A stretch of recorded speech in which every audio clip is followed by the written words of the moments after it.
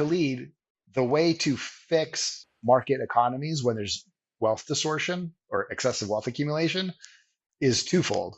Liberal market economy, which is what I propose, and think that, to your point, like I don't think Kamala Harris is a liberal or a progressive at all. So I agree with your assessment. Where I'd like to move you to, maybe, and another, we'll call it 180 million Americans, is the idea that in a liberal economy, the government actually has a duty to protect your individual rights. And by protecting your individual rights, it has a duty to make sure that all markets are always competitive, to break up monopolies. And again, you can't remove greed, because greed is 100% it's our human nature. It's just something that, again, whether it was God or nature, whatever that cause was, we have greed in ourselves. And some people are more greedy than others, but you can't outlaw greed. But what you can do is you can tax the hell out of it. So You can definitely following, minimize it, right? what was that? You can definitely like minimize it, right? It's like drugs. You Yeah. can't get rid of drugs, but you can definitely limit the amount of people that have access to like opioids, for example. Well, yeah, I'd flip that. I mean, again, as a liberal, I think there should be no prohibition on anything that you want to do as an individual, as long as you don't harm anyone else.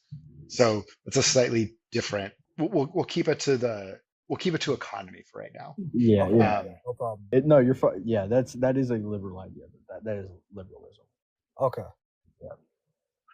What we have right now is a tax system. It's called neoliberal, which is basically will make it look like people have choice, but it's basically still planned to let monopolists have their monopolies. The neoliberal believes in free market capitalism with a little tiny safety net, which has been a disaster. So free market capitalism is something we've tried before in history. From 1850 to 1910, the United States was basically a free market capitalist society, and it was a disaster. Every 3 to 6 years, there was a massive depression. The people of America were destitute and poor, except for the few oligarchs. And there was still slavery in the first 20 to 30 years of the system. It wasn't until 1910, in the first progressive movement, that put an end to free market capitalism and created what we have today, which is a mixed economy. So we have a mixed economy where when the profit motive and the social motive match, those markets are open markets and they function properly.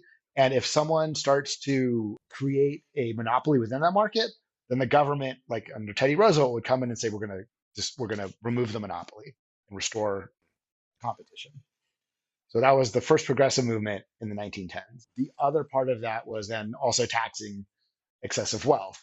So that happened with another Roosevelt in the 1930s and the start of the New Deal. So government has, when we talk about markets, government has the duty to make sure they're competitive when the profit motive and the social motive match. But sometimes the profit motive and the social motive will never match, like defense, like providing for the defense of the people. We're not going to privately pay for our own defense, but we pay taxes. And the government has an army. But within a market economy, it also doesn't make sense for the government to build the missiles or build the tanks. So there are private corporations that the government pays to do that. But again, our taxes fully pay for the bombs. It's not like you write a check to Lockheed Martin for your $50 to build a bomb. The same should happen for things like healthcare, because the profit motive and the social motive will never match. Healthcare will maximize their profit when you die, when they treat you the least they can while still treating you until you perish, but you've paid them all the money to keep you alive. So why should we have universal healthcare? Well, we should have universal healthcare for the exact same reason that we have defense. And it should work exactly the same. We should have private doctors. We should have private hospitals. But our tax dollars should go to the government to pay those private entities, just like it pays private entities to build the bombs. Okay, yeah, I kind of thought that's what socialism was. So my bad. That's what they want you to think, because Okay, they can label it as bad. Okay, yeah. So I wanna say I remember you said like a couple minutes ago you're a free market capitalist, and then you No, mentioned, I'm not.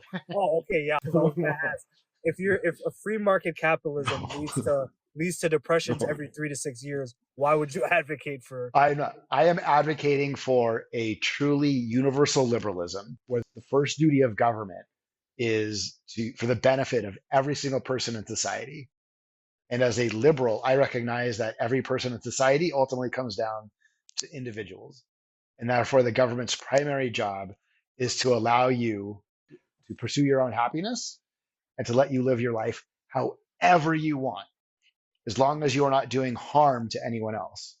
And what is harm? Harm is taking someone's life, harm is taking someone's liberty, harm is taking someone's property. Government also, in a liberal market society, in a commercial society, Adam Smith would say we have a commercial society. We do commerce, we trade, we have services, we have goods. And again, these aren't my original ideas. I'm just giving you Adam Smith. Adam Smith says, and I agree with, in a liberal economy, that it is the government's duty in the way that it protects individuals to make sure that markets are always competitive. So that is not free market capitalism. That is government making sure that there are competitive markets, commercial competitive markets. That is what I believe in as a liberal. Okay, got it. I appreciate you Yeah. explaining it in a way that's like understandable to the average person. So here's my question, Khalid, is do you think your friends and that you communicate with have these understandings more like what you have or more like what I have? I think they see it the same way I do. Okay. So here's Yeah. my next question then is if I'm helping you see universal liberalism for what it actually is without it being demeaned and used as a slogan, is it something that you think you and I can take to your friends or you can start to take to your friends to explain it to them? Yeah, most of my friends are. I think there's like one or two friends that I have that are like really involved in politics, like I am. But I could explain it to them for sure. That's the project that I'm trying to do, Khalid, is to get someone like you to go, oh, this is what it really is. And then to take it to their friends and explain it to them so they get it. And then ultimately, not just getting it to people who are active, because part of our democracy is actually a participatory representative democracy. So going to the polls every 2 to 4 years isn't enough. You and I, and all 250 million of us that are 18 years and older, have to argue every day for what we want because the billionaires and the oligarchs, they pay lobbyists. So they do argue every day. Like I've done local government before, and the truism that the squeaky wheel gets the grease is true. But we only show up every 2 to 4 years. We don't squeak every day. The billionaires squeak every day. Legislatures don't write the laws. The lobbyists write the laws and hand it to the legislatures and they vote on it. So we have to take that power back for ourselves. So it's not just a matter of you're obviously into this. It's explaining to your other friends who are also into it what liberalism really is, how it can function, why it benefits everyone. But then also that next step, two next steps. One is reaching people who don't want to be involved and explaining why they need to be involved because it's their life, it's their wealth, it's their health, it's their happiness. And then the next extension of that is getting all of us to advocate for what we want every day.